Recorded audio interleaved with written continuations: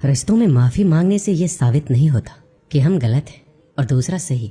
माफ़ी का असली अर्थ है हम रिश्तों को निभाने की काबिलियत उनसे ज़्यादा रखते हैं। ये अंदाज भी जिंदगी का आजमाना चाहिए। जब जंग हो अपनों से तो हार जाना चाहिए। कोई भी रिश्ता बनाना इतना आसान है जैसे मिट्टी पर मिट्टी लिखना, पर उसे निभाना उतना ही मुश्किल है जैसे पानी पर पानी से पानी लिखना। कोई टूटे तो उसे सजाना सीखो, कोई रूठे तो उसे मनाना सीखो। रिश्ते तो मिलते हैं भाग्य से, बस उन्हें खूबसूरती से निभाना सीखो। अपना और पराया क्या है? मुझे तो बस यही पता है, जो भावनाओं को समझे वो अपना, और जो भावना से परे हो वो पराया। प्यार इंसान से करो, उसकी आदत से नहीं। रूठो उनकी बातों से मगर उनसे नहीं। भूलो उनकी गलतियाँ पर उन्हें नहीं, क्योंकि रिश्तों से बढ़कर कुछ भी नहीं। जो दूर रहकर भी पास हो वो अपना, और जो पास रहकर भी दूर हो वो पराया। एक चाहत होती है अपनों के साथ जीने की, वरना पता तो हमें भी है कि मरना अकेले ही है। 1 मिनट लगता है रिश्तों का मजाक उड़ाने में, और सारी उम्र बीत जाती है एक रिश्ते को बनाने में। मित्रता एवं रिश्तेदारी सम्मान की नहीं, भाव की भूखी होती है। बशर्ते लगाव दिल से होना चाहिए, दिमाग से नहीं। दुनिया का सबसे बेहतरीन रिश्ता वही होता है जहाँ एक हल्की सी मुस्कुराहट और छोटी सी माफ़ी से जिंदगी दोबारा पहले जैसी हो जाती है। कुछ रिश्ते बस ऑनलाइन होते हैं, जो नेट बंद होते ही टूट जाते हैं। सख्त हाथों से भी फिसल जाती है कभी नाजुक उंगलियाँ। रिश्ते जोर से नहीं, प्यार मोहब्बत से पकड़े जाते हैं। तेरा मेरा रिश्ता जज्बात से जुड़ा है, ये वो संगम है जो बिन मुलाकात से जुड़ा है। रिश्तों को शब्दों का मोहताज ना बनाइए। अगर अपना कोई खामोश है तो खुद ही आवाज़ लगाइए। मिलना बिछड़ना नसीब की बात है, ये वो बंधन है जो तेरी खुशी और मेरी चाहत के एहसास से जुड़ा है। रिश्ते कभी जिंदगी के साथ साथ नहीं चलते, रिश्ते एक बार बनते हैं फिर जिंदगी रिश्तों के साथ साथ चलती है। जरूरी नहीं कि सारे सबक किताबों से ही सीखे जाए, कुछ सबक जिंदगी और रिश्ते सिखा देते हैं। रिश्ता दिल से होना चाहिए, शब्दों से नहीं। नाराजगी शब्दों में होनी चाहिए, मन में नहीं। हर रिश्ते में अमृत बरसेगा। शर्त इतनी है, शरारतें करो पर साजिशें नहीं। कुछ लोग पिघलकर मोम की तरह रिश्ते बनाते हैं, और कुछ लोग आग बनकर उन्हें जलाते ही जाते हैं। रिश्ते तो वो बड़े नहीं होते जो जन्म से जुड़े होते हैं, रिश्ते वो बड़े होते हैं जो दिल से जुड़े होते हैं। वक्त, दोस्त और रिश्ते ये वो चीज़ है जो हमें मुफ्त मिलती है, मगर इनके बेशकीमती होने का एहसास तब होता है जब ये कहीं खो जाती है। किसी भी रिश्ते को तोड़ने से पहले एक बार अपने आप से जरूर पूछ लीजिएगा कि आज तक इस रिश्ते को क्यों निभा रहे थे। रिश्ते अगर मजबूर हो तो वो रिश्ता ज़्यादा दिन तक नहीं टिकता, इसलिए रिश्ते को मजबूत बनाइए, मजबूर नहीं। जो रिश्ता हमको हिला दे उससे गहरा रिश्ता कोई नहीं, जो रिश्ता रोते हुए छोड़ दे उससे कमज़ोर रिश्ता कोई नहीं। अपने रिश्तों और पैसों की कदर एक समान करें। दोनों को कमाना मुश्किल है लेकिन गंवाना बहुत आसान। बुरे वक्त में जो भी रिश्ता निभाए उससे बढ़कर कोई रिश्ता नहीं। रिश्तों का संबंध सिर्फ रक्त से नहीं होता, जो मुसीबत में हाथ थाम ले उससे बड़ा कोई रिश्ता नहीं होता। हर रिश्ते में विश्वास रहने दो, जुबान पर हर वक्त मिठास रहने दो। रिश्ता वो नहीं जिसे दुनिया को दिखाया जाए, सच्चा रिश्ता वो है जिसे दिल से निभाया जाए। कभी वो ना मिलने आए तो तुम चले जाया करो। ये रिश्ते हैं, कोई व्यापार नहीं।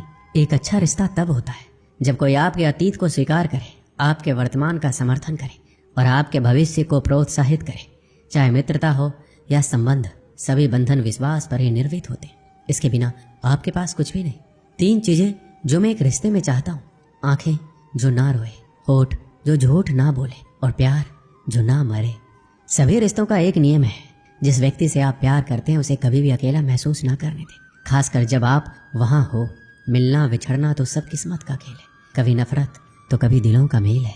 यूँ तो हर रिश्ता बिक जाता है इस दुनिया में, सिर्फ दोस्ती ही यहाँ नहीं बिकती है। दोस्ती सिर्फ पास होने का नाम नहीं है। अगर तुम दूर रहकर भी हमें याद करो, इससे बड़ा हमारे लिए कोई इनाम नहीं। दोस्ती करो हमेशा मुस्कुरा के, किसी को धोखा ना दो अपना बना के।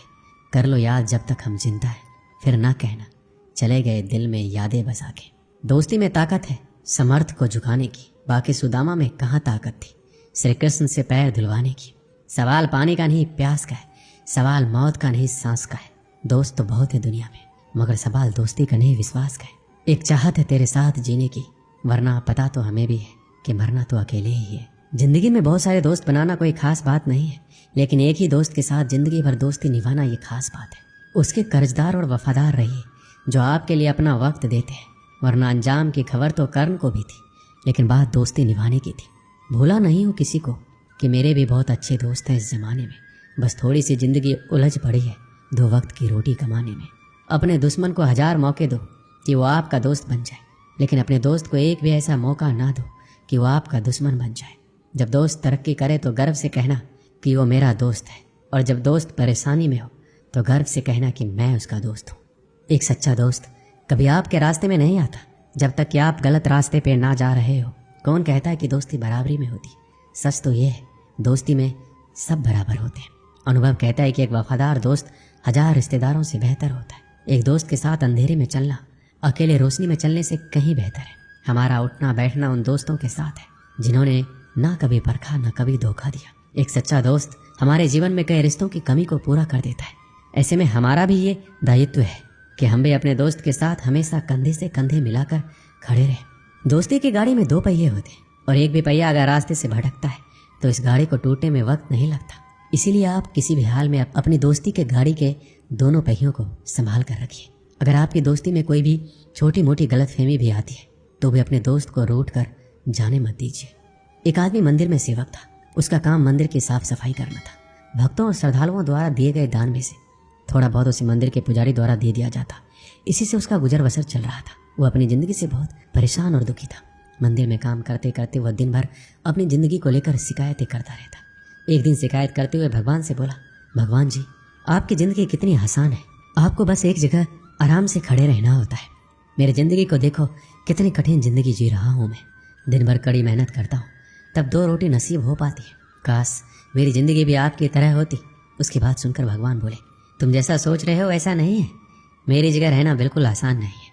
मुझे बहुत सारी चीज़ें देखनी पड़ती है, बहुत सी व्यवस्थाएं करनी पड़ती है। ये हर किसी के बस की बात नहीं है। मंदिर का सेवक बोला, भगवान जी, कैसी बात कर रहे हैं? आपका काम आसान ही तो है। आपकी तरह मैं भी दिन भर खड़े रह सकता हूँ, इसमें कौन सी बड़ी बात है? भगवान बोले, तुम नहीं कर पाओगे। इस काम में बहुत धैर्य की आवश्यकता पड़ती है। मंदिर का सेवक जिद करने लगा, मैं जरूर कर पाऊंगा। आप मुझे एक दिन अपनी जिंदगी जीने दीजिए। आप जैसा बताएंगे मैं वैसा ही करूंगा। उसकी जिद के आगे भगवान मान गए और बोले, ठीक है, आज पूरा दिन तुम मेरी ज़िंदगी जियो, मैं तुम्हारी ज़िंदगी जीता हूँ। लेकिन मेरी ज़िंदगी जीने के लिए तुम्हें कुछ शर्तें माननी होगी। सेवक बोला, मैं हर शर्त मानने को तैयार हूँ भगवान जी। ध्यान से सुनो, मंदिर में दिन भर बहुत से लोग आएंगे, तुमसे बहुत कुछ कहेंगे। कुछ तुम्हें अच्छा बोलेंगे, कुछ बुरा। तुम्हें हर किसी की बात चुपचाप एक जगह मूर्ति की तरह खड़े रहकर धैर्य के साथ सुननी है और उन पर कोई प्रतिक्रिया नहीं देनी है। सेवक मान गया। भगवान और उसने अपनी जिंदगी एक दिन के लिए आपस में बदल ली। सेवक भगवान की जगह मूर्ति बनकर खड़ा हो गया। भगवान मंदिर की साफ सफाई का काम निपटा कर वहां से चले गए। कुछ समय बीतने के बाद मंदिर में एक धनी व्यापारी आया। भगवान से प्रार्थना करते हुए बोला, भगवान जी, मैं एक नई फैक्ट्री डाल रहा हूँ। मुझे आशीर्वाद दीजिए कि ये फैक्ट्री अच्छी तरह से चले और मैं इससे अच्छा मुनाफा कमाऊँ। प्रार्थना करने के बाद वह प्रणाम के लिए नीचे झुका तो उसका बटुआ गिर गया।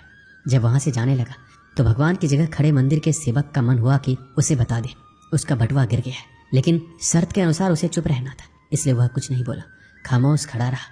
इसके बाद एक गरीब आदमी वहां आया और भगवान से बोला, भगवान जी, बहुत गरीबी में जीवन काट रहा हूँ। परिवार का पेट पालना है, माँ की दवाई की व्यवस्था करनी है। समझ नहीं पा रहा हूँ इतना सब कुछ कैसे करूँ। आज देखो मेरे पास बस 1 रुपया है, इससे मैं क्या कर पाऊंगा। आप ही कुछ चमत्कार करो, मेरे लिए धन की व्यवस्था कर दो। प्रार्थना करने के बाद जैसे ही वह जाने को हुआ, उसे नीचे गिरा व्यापारी का बटुआ दिखाई दिया। उसने बटुआ उठा लिया और भगवान को धन्यवाद देते हुए बोला, भगवान जी, आप धन्य हैं। आपने मेरी प्रार्थना इतनी जल्दी सुन ली। इन पैसों से मेरा परिवार कुछ दिन भोजन कर सकता है, माँ की दवाई की भी व्यवस्था हो जाएगी। भगवान को धन्यवाद देकर वहां से जाने लगा। तब भगवान बने मंदिर के सेवक का मन हुआ कि उसे बता दे कि वह बटुआ तो व्यापारी का है, उसे मैंने नहीं दिया। वो जो कर रहा है वह चोरी है। लेकिन वह चुप रहने के लिए विवश था, इसलिए मन मारकर चुपचाप खड़ा रहा। मंदिर में आने वाला तीसरा व्यक्ति एक नाविक था। वह 15 दिन के लिए समुद्री यात्रा पर जा रहा था। भगवान से उसने प्रार्थना की कि उसकी यात्रा सुरक्षित रहे और वह सकुशल वापस आ सके। वह प्रार्थना कर ही रहा था कि धनी व्यापारी वहां आ गया। वह अपने साथ पुलिस भी लेकर आया था। नाविक को देखकर वह पुलिस से बोला, मेरे बाद ये मंदिर में आया है, इसने जरूर ही मेरा बटुआ चुराया होगा, आप इसे गिरफ्तार कर लीजिए। पुलिस नाविक को पकड़कर ले जाने लगी। भगवान बने आदमी को अपने सामने होता यह अन्याय सहन नहीं हुआ। शर्त अनुसार उसे चुप रहना था, लेकिन उसे लगा कि यह बहुत गलत हो चुका है। यदि अब मैं चुप रहा तो एक बेकसूर आदमी को व्यर्थ में ही सजा भुगतनी पड़ेगी। उसने अपनी चुप्पी तोड़ते हुए कहा, आप गलत व्यक्ति को पकड़कर ले जा रहे हैं। ये बटुआ इस नाविक ने नहीं बल्कि इससे पहले आए गरीब व्यक्ति ने चुराया है। मैं भगवान हूँ, मैंने सब कुछ देखा है। पुलिस भगवान की बात कैसे नहीं मानती। उनकी बात मानकर उन्होंने नाविक को छोड़ दिया और उस गरीब आदमी को पकड़ लिया जिसने बटुआ लिया था। शाम को जब भगवान वापस आए तो मंदिर के सेवक ने पूरे दिन का वृतांत सुनाते हुए गर्व के साथ बताया कि आज मैंने एक व्यक्ति के साथ अन्याय होने से रोका। देखिए आपकी जिंदगी जीकर मैंने कितना अच्छा काम किया है। उसकी बात सुनकर भगवान बोले, ये तुमने क्या किया? मैंने तुमसे कहा था चुपचाप मूर्ति बनकर खड़े रहना, लेकिन वैसा न कर तुमने मेरी पूरी योजना पर पानी फेर दिया। उस धनी व्यापारी ने बुरे कर्म करके इतना धन कमाया है, यदि उसमें से कुछ पैसे गरीब आदमी को मिल जाते तो उसका भला हो जाता और व्यापारी के पाप भी कुछ कम हो जाते। जिस नाविक को तुमने समुद्री यात्रा पर भेज दिया है, अब वह जीवित वापस नहीं आ पाएगा। समुद्र में बहुत बड़ा तूफान आने वाला है। यदि वह कुछ दिन जेल में रहता तो कम से कम बच जाता। सेवक की ये बात सुनकर एहसास हुआ कि वो बस वही देख पा रहा था जो आंखों के सामने हो रहा था। उन सबके पीछे की वास्तविकता को वह देख नहीं पा रहा था। जबकि भगवान जीवन के हर पहलू पर विचार अपनी योजना बनाते हैं और लोगों के जीवन को चलाते हैं। इस कहानी से हमें क्या सीख मिलती है? हम सब भी भगवान की योजनाओं को समझ नहीं पाते। जब हमारे साथ कुछ गलत हो रहा होता है या हमारे हिसाब से कुछ नहीं हो रहा होता है तो अपना धैर्य खोकर हम भगवान को दोष देने लगते हैं। हम ये समझ नहीं पाते हैं कि इन सब के पीछे भगवान का कोई ना कोई योजना छुपी हुई है। ऐसे समय में हमें भगवान पर विश्वास रखकर धैर्य करने की आवश्यकता है। इसलिए चिंता ना करें। यदि आपकी मर्जी से कुछ नहीं हो रहा है तो इसका अर्थ है कि वह भगवान की मर्जी से हो रहा है, और भले ही देर से सही, भगवान की मर्जी से सब अच्छा ही होता है। दोस्तों, इस वीडियो में बस इतना ही। मिलते हैं अगली वीडियो में। अपना ख्याल रखिएगा। धन्यवाद। जय श्री कृष्ण।